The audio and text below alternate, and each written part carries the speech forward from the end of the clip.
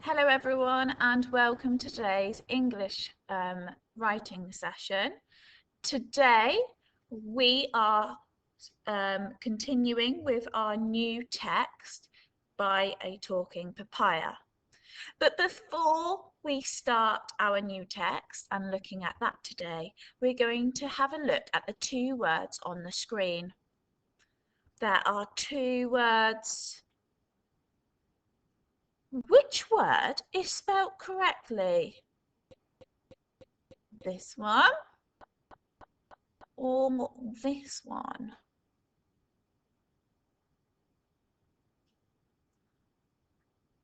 Well done. You have all chosen this spelling, your. This is the correct spelling for your. That is your coat. That is your lipstick. Your. That's how we spell your. Could you please, in your exercise book, write down the spelling of your 3 times. Make sure you spell it correctly. Your.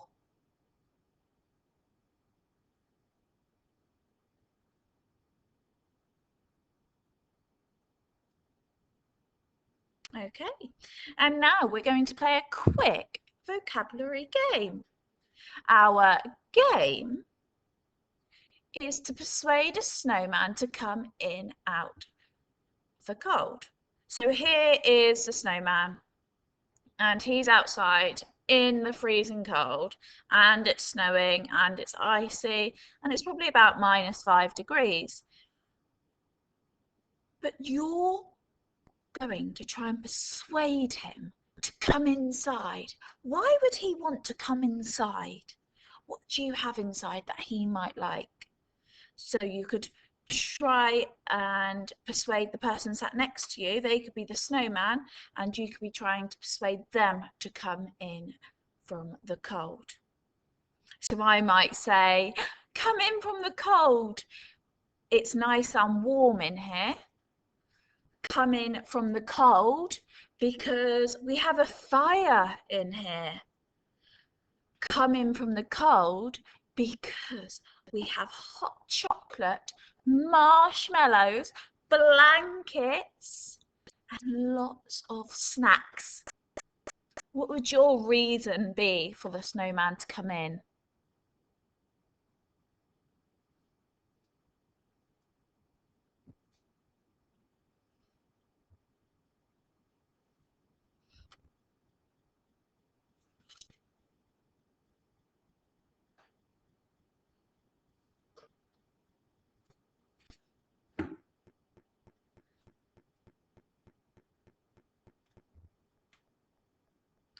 Okay, so hopefully you have played that little game. Now we're going to read through our text map with actions.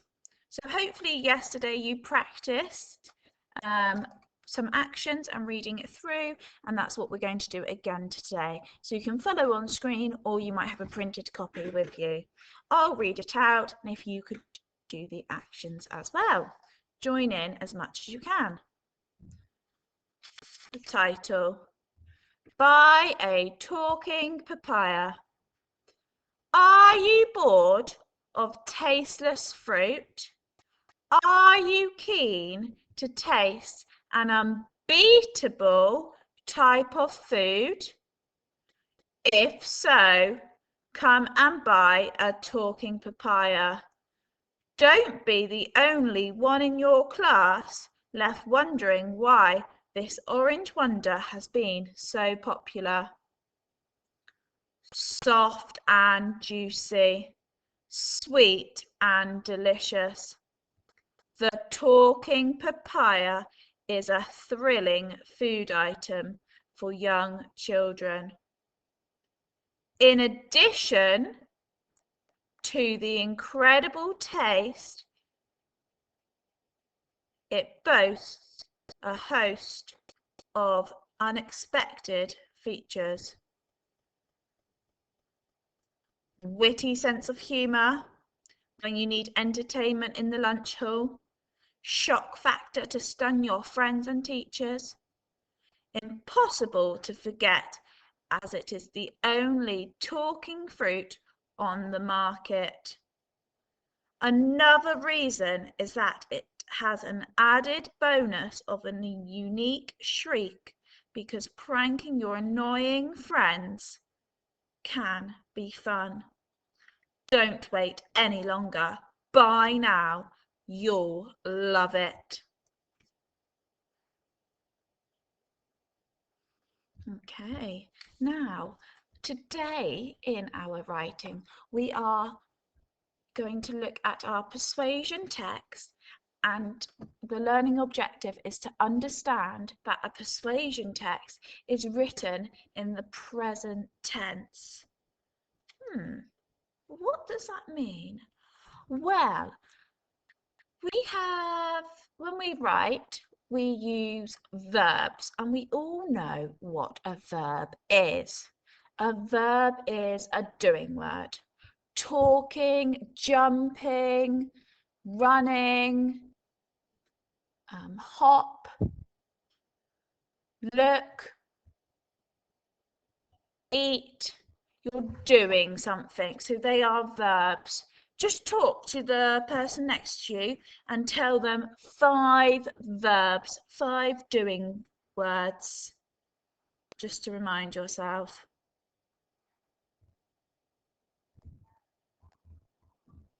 Well done. Now, a verb can be used in the present tense or the past tense, and we're going to find out a bit about that. So what we're going to do is watch a short video and then I'll explain it a bit further afterwards. So past, present or future. Let's watch this video.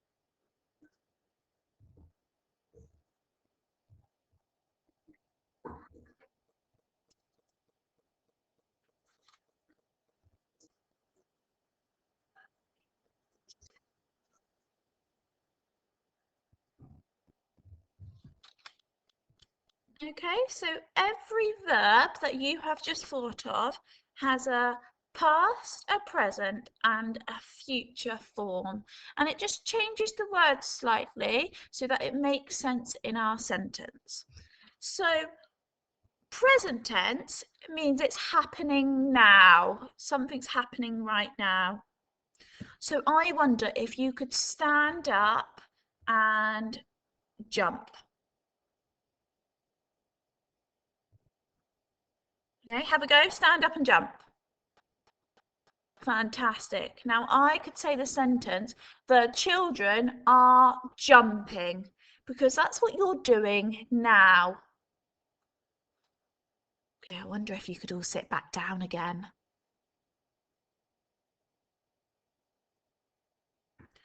Okay, so now I could say the sentence, the children jumped up and down. Because the children have already jumped up and down. They're not doing it anymore. So we call that the past tense. It's already happened. The past tense is jumped. Okay, so today we're going to look some more at present and past tense.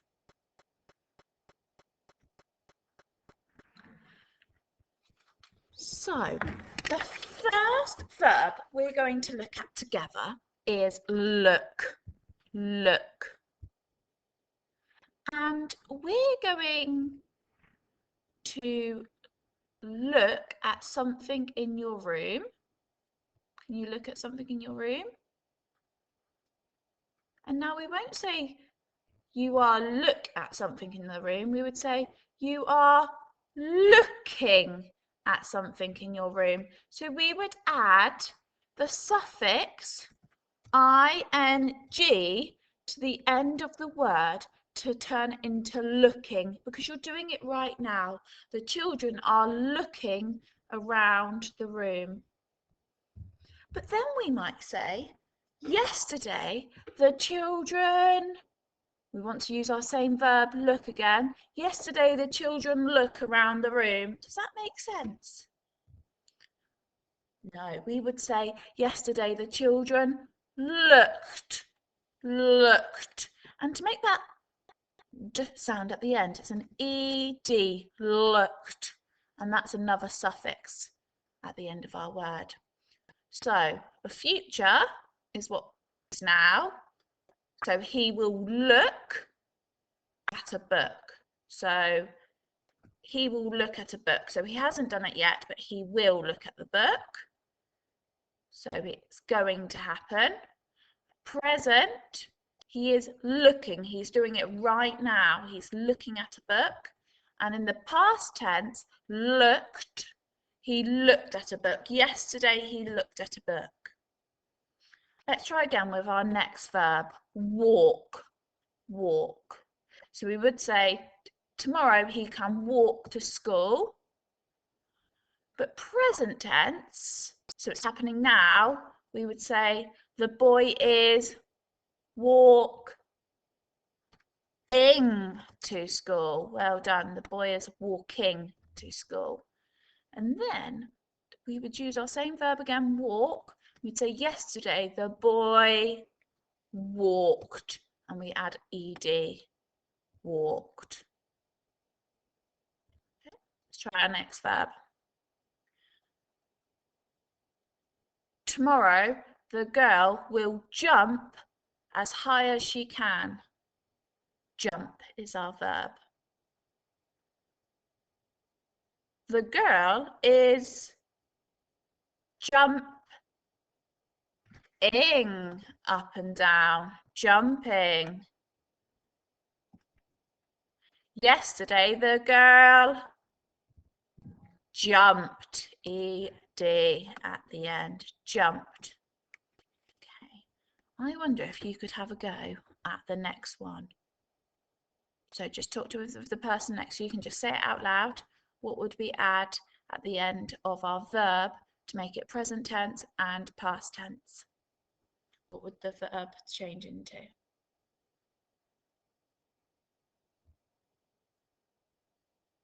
Let's have a look. So, he can play the drums tomorrow. He is playing the drums. So we add ing on the end. And yesterday he played. So we add ed, played the drums. Okay, so it's quite simple. We just add a suffix on the end to change the verb into present or past tense. Okay, let's have a look at these ones. Skip. I can skip all the way to school. The girl is skipping to school. Skipping. With this one, I wonder if you notice anything different. What do you notice?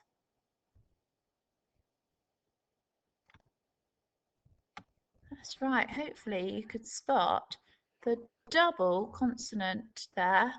So for some verbs, we have to double the consonant and then add ing. Okay? So skip, skipping, and yesterday he, that's right, yesterday he skipped. Skipped. Okay, we'll do one more. Hop. Present tense, hopping. Ping. We have to double that consonant. And hopped. Hopped. Well done. Oh, it's added in the wrong place. Hopped. ed. So double the p and ed. Hopped. Wonder if you could have a go at the next three.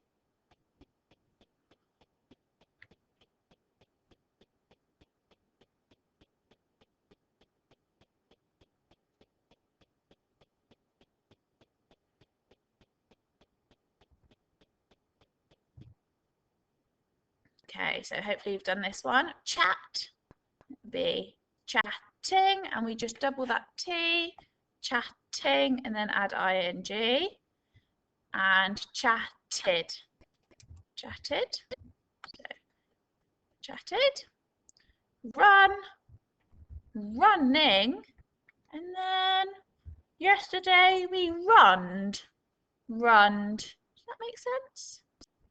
We say ran, ran, eat, eating, and eated. Does that make sense? We say ate, ate.